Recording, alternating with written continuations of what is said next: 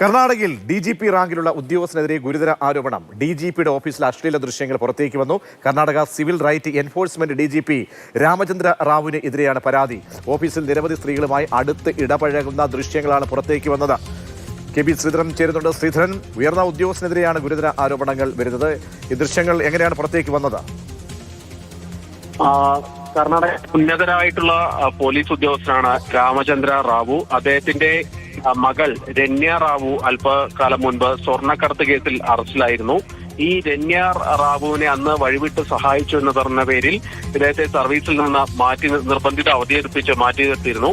അതിന് പിന്നാലെ സർവീസിൽ ചേർന്നതിന് പിന്നാലെയാണ് പുതിയ വീഡിയോ ഇപ്പോൾ പുറത്തു വന്നിരിക്കുന്നത്.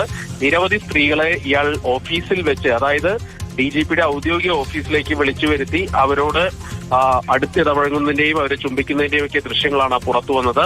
ഏതായാലും ഇത് ആരാണ് ഷൂട്ട് ചെയ്തെന്നോ എവിടെ നിന്നാണ് പുറത്തു വന്നതെന്നോ കാര്യത്തിൽ വ്യക്തതയില്ല. ഇത് വിവാദമായതോടുകൂടി ആഭ്യന്തരമന്ത്രിയെ കാണാനൊക്കെ DGP രാമചന്ദ്ര റാവു ശ്രമിക്കുകയൊക്കെ ചെയ്തു. പക്ഷെ ആഭ്യന്തരമന്ത്രി ഇയാൾക്ക് അപ്പോയിന്റ്മെന്റ് നൽകിയതുമില്ല. ഇയാൾക്കെതിരെ വിശദമായിട്ടുള്ള അന്വേഷണം ഉണ്ടാകുമെന്ന് മുഖ്യമന്ത്രി പ്രഖ്യാപിക്കുകയും ചെയ്തിട്ടുണ്ട്.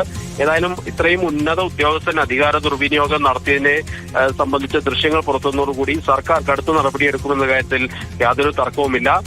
നിലവിലേതായാലും ഇയാളെ പുറത്താക്കണം, സർവീസിൽ നിന്ന് പുറത്താക്കണം എന്നാവശ്യപ്പെട്ട് BJP രംഗത്ത് വരികയും ചെയ്തിട്ടുണ്ട്.